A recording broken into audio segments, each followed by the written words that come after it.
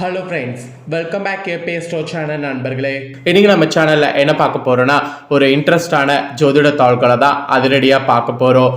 ஜோதிட தாள்கள் மட்டும் கிடையாதுங்க, ஒரு ஆன்மீக பரிகாரத்தையும் இன்றைக்கி பார்க்க போகிறோம். ஸோ என்ன பார்க்க போகிறோம், ஏது பார்க்க போகிறோம் அப்படிங்கிறத ஃபஸ்ட்டு இன்ட்ரோவில் சொல்லிடுறேன், வாங்க பார்க்கலாம். மார்ச் மாதமானது இப்போ நடந்துட்டுருக்கு, இது அனைவருக்குமே தெரியும். மார்ச் மாதத்தில் ஃபஸ்ட்டு ஸ்டார்டிங்கில் சந்திர கிரகணம் நடந்தது. அதுக்கப்புறம் கொஞ்ச நாள் கழித்து மிகப்பெரிய பயிற்சியான சனி பயிற்சி நடந்தது.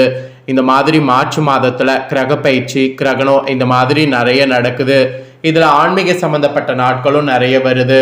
அதில் மார்ச்சில் 18ஆம் தேதி வேற அமாவாசையானது வருது. வரக்கூடிய அமாவாசை பங்குனி மாதத்தில் வரக்கூடிய அமாவாசை. இந்த அமாவாசைலாம் கிரகணம் முடிஞ்சு வரக்கூடிய அமாவாசை. அதனால இந்த அமாவாசைலாம் ஒரு சாதாரண அமாவாசை கிடையாது. இந்த அமாவாசையினால நிறைய பேருக்கு நிறைய மாற்றங்கள் ஏற்படுற மாதிரி கிரகங்கள்லாம் அமைஞ்சிருக்கு. ஸோ மார்ச்சுடைய 17 ஆட்டமானது ஆரம்பமாகும், அதாவது அமாவாசையுடைய ஆட்டமானது ஆரம்பமாகும். ஸோ அதை தான் இன்னைக்கு இந்த வீடியோவில் மேச ராசிக்காரங்களுக்கு பார்க்க போகிறோம். மேசம் ராசியில பிறந்த நேயர்கள், உங்களுக்கு என்ன மாதிரி அமாவாசையில நேரமானது நெருங்கிடுக்கு அப்படிங்கிறத தெரிஞ்சுக்குங்க. அதாவது பாசிட்டிவான நேரமா இல்லை நெகட்டிவான நேரமா அப்படிங்கிறத உங்களுக்கு கிளியரா இந்த வீடியோவில் ஷேர் பண்ணுறேன். உங்களுக்கான நேரம் என்ன அப்படிங்கிறத இந்த வீடியோவில் தெரிஞ்சுக்குங்க. அதோடு இது பங்குனி அமாவாசைங்கிறதுனால கிரக ரீதியாக உங்களுக்கு நல்லது நடக்க ஆன்மீகத்தில் இந்த ஒரு பரிகாரம் செய்தால் கரெக்டாக இருக்கும் என்பது குறிப்பிடப்படுது. அதனால் அது என்ன பரிகாரம் அப்படிங்கிறதையும் சொல்ல போகிறேன். அந்த பரிகாரத்தையும் இந்த வீடியோவில் தெரிஞ்சுக்குங்க. ஆக மொத்தம் இந்த வீடியோ மேச ராசிக்காரங்களுக்கு ரொம்ப யூஸ்ஃபுல்லாக இருக்கும். ஸோ மேச ராசிக்காரங்க யாராக இருந்தாலும் வீடியோவை ஃபுல்லாக பார்த்து உங்களுக்கான பலனை தெரிஞ்சு முழுசாக பயன் பெறுங்க.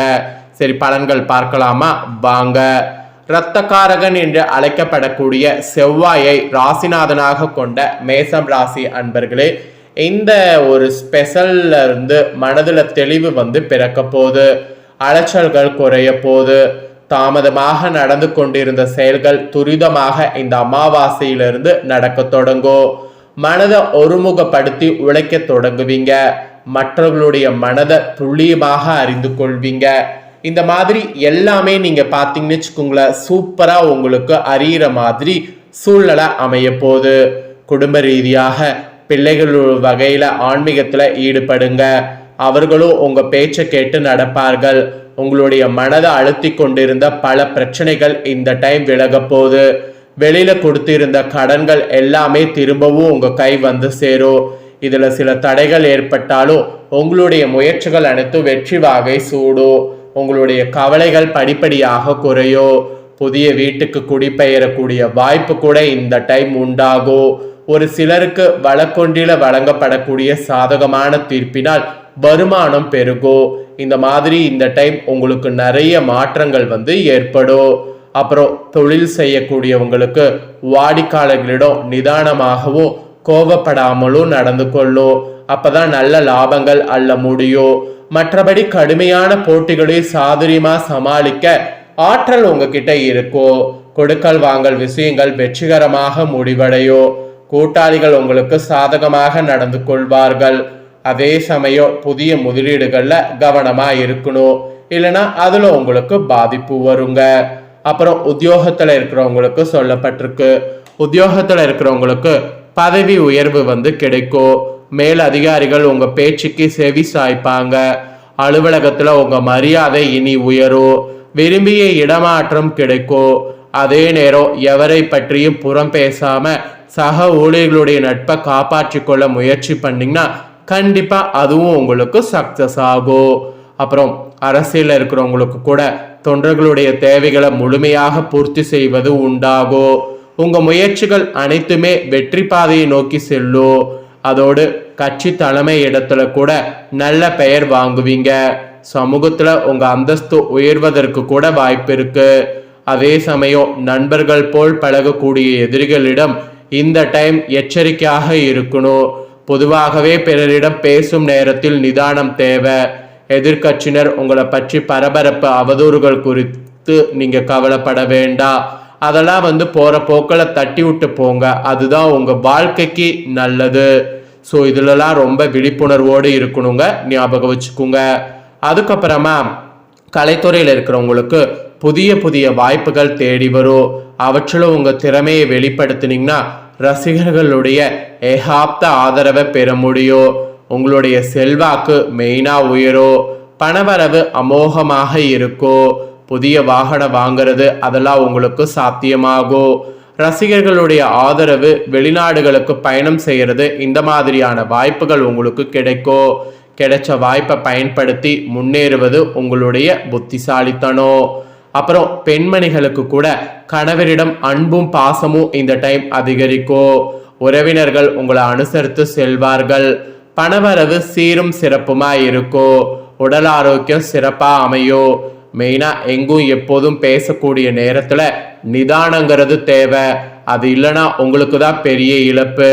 அப்புறம் மாணவ மாணவிகள் கல்வியிலையும் விளையாட்டிலும் வெற்றி கொடி நாட்டணும். ஆசிரியர்களுடைய ஆதரவை பெறுவீங்க. யோகா, பிராணமயம் போன்றவைகளை செய்தீங்கன்னா மனது ஒருநிலைப்படுத்தலாம். ஸோ அதனால் அதெல்லாம் செய்ய மறக்காதீங்க. ஸோ நேரம் உங்களுக்கு இப்படி தாங்க இருக்க போகுது. இதுதான் உங்களுக்கான பலன்கள். இதற்கேற்ப நடந்து பலன் பெறுங்க. இப்போ நெக்ஸ்ட் உங்களோட ராசிக்கு ஸ்பெஷலாக பரிகாரம் சொல்ல போற. செல்வ வளம் அதிகரிக்க இந்த அமாவாசையில் இந்த பரிகாரத்தை செய்யுங்க. இது ரொம்ப ரொம்ப ஒரு பாசிட்டிவான பரிகாரம். ஆனால் உடனடியாக உங்களுக்கு பலன் கொடுக்கக்கூடிய பரிகாரம். பொதுவாக அமாவாசை, பௌர்ணமி போன்ற தினங்கள் மிகவும் விசேஷமான தினங்களாக கருதப்படுது.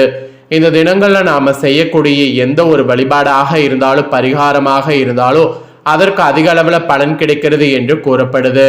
அப்படிப்பட்ட பிரபஞ்சத்தின் பேராற்றல் நிறைந்த இந்த நாட்களில் பல விஷயங்களுக்காக பலவிதமான பரிகாரங்களை செய்தாலும் அதில் மிகவும் குறிப்பிடத்தக்க ஒரு பரிகாரமாக திகழ்வது தான் செல்வ வளம் அதிகரிப்பதற்காக நம்ம செய்யக்கூடிய பரிகாரம். அதன் அடிப்படையில் இந்த வீடியோவில் ஆன்மீக குறித்த அந்த செல்வ வளம் அதிகரிப்பதற்கு என்ன பொருட்களை ஒன்று சேர்த்து வைக்க வேண்டும் அப்படிங்கிற அந்த ஒரு இதை தான் இந்த வீடியோவில் மேச ராசிக்காரங்க உங்களுக்கு சொல்ல போற. செல்வ வளம் பெருக வேண்டும் என்றால் அதற்கு கண்டிப்பான முறையில் மகாலட்சுமி தாயாருடைய அருள் என்பது வேண்டும். மகாலட்சுமி தாயார் என்பவர் சந்திர பகவானுடைய சகோதரியாக கருதப்படுகிறார். அதனால் சந்திர பகவானுக்குரிய நாட்கள்ல நாம மகாலட்சுமி தாயாரை வழிபாடு செய்ய வேண்டும் என்று கூறப்படுது. அதனாலதான் பல ஆலயங்கள்ல அமாவாசை, பௌர்ணமி போன்ற தினங்கள்ல மகாலட்சுமிக்கு சிறப்பு வழிபாடுகள் நடைபெறுது. அதுல பங்குனி மாதத்துல வரக்கூடிய அமாவாசை தினத்துல மகாலட்சுமி பூஜை செய்வது சிறப்பு. அதுவும் வட மாநிலத்துல சேர்ந்தவர்கள் ஒவ்வொரு அமாவாசையிலும் மகாலட்சுமி வழிபாடு செய்வார்கள். அதனாலதான் அவர்கள் இன்றளவு செல்வ செழிப்போடு வாழ்கிறார்களோ என்னவோ. அப்படிப்பட்ட இந்த அமாவாசையில சிறப்பு மிகுந்ததாக நாம இந்த பரிகாரம் செய்யணும். இந்த மாசியில வரக்கூடிய அமாவாசை எப்படி நமக்கு மயான கொள்ளையாக அமைஞ்சதோ, பங்குனி அமாவாசை மகாலட்சுமி தாயாரை நம்ம வழிபாடு செய்வதற்கு பலவிதமான நன்மைகள் உண்டாகக்கூடிய நாளாக அமைந்திருக்கு. அப்படிப்பட்ட நாளில் மகாலட்சுமி தாயாருடைய அருளை பெறுவதற்கு மகாலட்சுமி தாயாருக்குடைய இந்த பொருட்களை ஒன்று சேர்த்து வைப்பதன் மூலம் மகாலட்சுமி தாயாருடைய அருளை பரிபூர்ணமாக பெற முடியும். அப்படி மகாலட்சுமிக்கு பிடித்தமான பொருட்கள் என்று பார்க்கும் பொழுது அது வாசனை பொருட்களாக சொல்லப்படுது.